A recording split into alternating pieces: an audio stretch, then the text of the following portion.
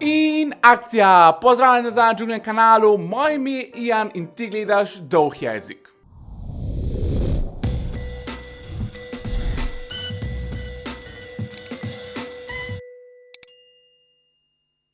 No, pa sem spet nazaj. Ura je 7:30 zjutraj in jaz za vas nimam nov dolg jezik. Zakaj? Zaradi tega, ker se bo danes naložil. Nič, najboljše gremo kar k bistvu, o čem in s kom bova danes govorila.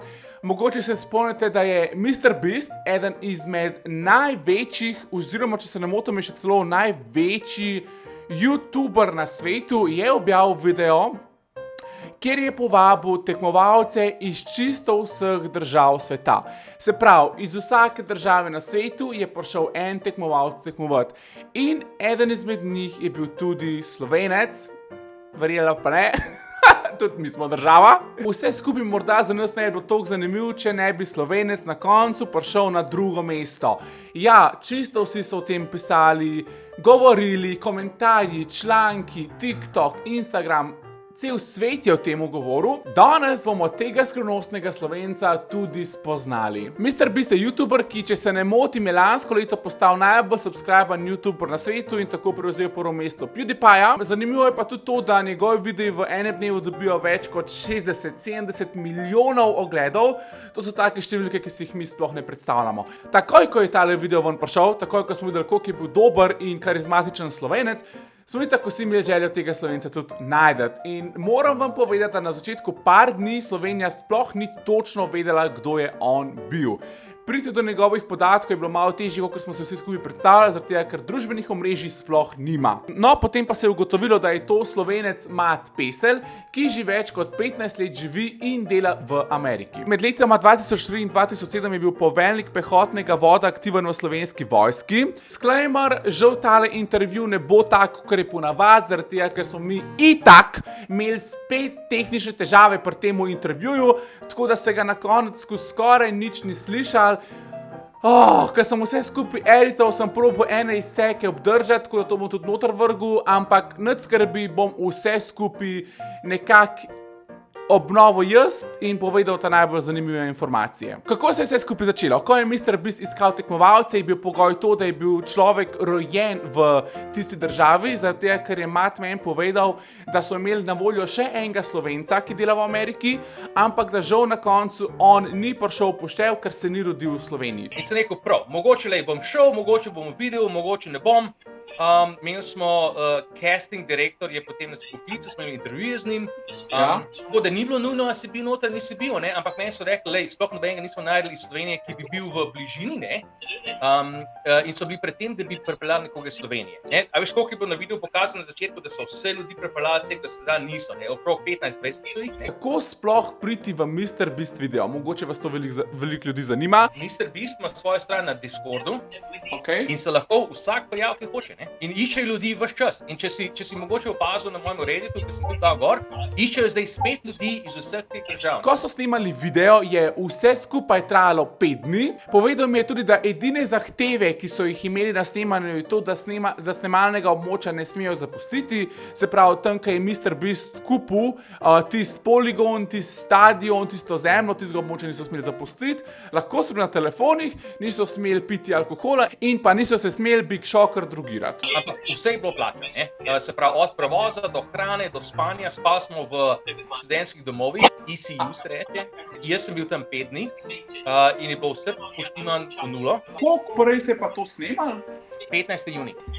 Navaden video, ki ga oni postavijo in traja od 3 do 4 tedne, da ga dajo ven. Mat mi je povedal, da so ta video snemali že junija in pa da je celotna ideja za video trajala in bila v nastanku 1 leto. Povedal je tudi, da pri prvi igri je bil največji izziv priti čez tiste visoke pregrade. Smo noter sedeli, se pravi teh 180 držav, ki nas je bilo tam, ne?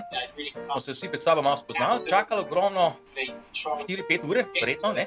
In potem pride do nam in nam nič ne povejo, ne? Se pravi, oni so rekli, nekaj boste lavali, nekaj se bo zapirali, to je vse, kar smo vedeli. Nismo vedeli, koliko časa bo trajalo, koliko so visoke prepreke, koliko časa se bo to zapiralo, ne? Tako da jaz, ki sem zlaval noter, je bom mogoče dokaj odprt, da sem komaj skozi prišel, na mene se je prevalili še 4 ljudi, se pravi, ki sem ješči skoro, da so kar na mene skočili. No, in smo tam zmagali, proslavljamo. Je pa tukaj tudi ena ekskluzivna novička. Njemu so povedali, preden so začeli snemati, da bo vse skupaj zelo strateško, da bo treba veliko misliti, nad kar ga je zelo presenetilo in razočaralo, da je bilo na koncu dneva vse zelo fizično. Se pravi, da so bili veliko bolj fizični izzivi, kot si je to on mislil in mu bilo predstavljeno. A veš, in je tudi zanimivo, če bi meni povedal, da se bo to dogajalo, kar se je dogajalo, jaz se verjetno ne bi prijavil. Povedal mi je, samo zato, da so tekmovalci tja prišli in sodelovali, dobili $500 honorarja. Pat mi je tudi povedal in razkril, da ko je Mr. Beast na začetku povedal, da so prileteli ljudje iz vseh držav, da to ni bilo res, baje naj bi samo iz 10-15 držav dejansko prileteli, vsi ostali so pa že živeli v Ameriki. Pri gujsnicah, tukaj je imel tudi Mat eno nezgodo, baje je pri teh gujsnicah padel 1,5 metra globoko, direktna rebra in se jih tudi močno poškodoval, če ne še celo v zlomu. Je pa tukaj vprašanje, koliko so oni sploh z Mr. Beast na vezi? Med snemanji, koliko se ti lahko z Mr. Beast pogovarjaš, in odgovor vas verjetno ne bo presenetil. Povedal mi je, da skoraj da nič. Potem gremo naprej, še več zanimivih informacij. V delu, kjer so oni dobili možnost, da lahko izberejo $10,000 in nehajo tekmovati ali pa nadaljujejo. Koliko oziroma ali ti je bilo žal, da nisi vzel $10,000 v coach? Ne, nikoli. Ne. Ker lej, meni se ni šlo nikoli za denar, ne. Kva pa, a ti se ta prav denar v gulih coachkih? Ja. Bil je po $1, ne. Po $1 so bili bankovski noter. Sem ga vprašal, če mu je bilo kaj žal. Je rekel, da njemu ni bilo žal zaradi tega, ker tja ni prišel zaradi denarja, ampak zaradi izkušnje. In če vas mogoče zanima, a veste, kaj Mr. Beast vedno daje cash v coachkih ali pa kar tako, oni tistega denarja na snemanju takrat ne morajo obdržati in ga morajo vrniti in ga naknadno dobijo nakazano. Je pa fora to, da moraš ti plačati davek glede na denar, ki si ga dobil. Se pravi, na vsako nagrado moraš ti na začetku leta plačati davek. Potem, ko sem ga vprašal, ali je bilo celotno tekmovanje fair. Ja. Lej, ta prva mogoče malo ni bila fair, zato ker ni bila fair za manjše pulce oziroma manjše ljudi, ne? Ampak tako je. Vsaki da ključno izbral, ki je. Ne? Če si bil na koncu, ali veš, na teh potih, ne, je bilo malo lažje, zato ker ni bilo toliko ljudi zgužvati. Če si bil na sredi, je bilo pa gužva. Ne?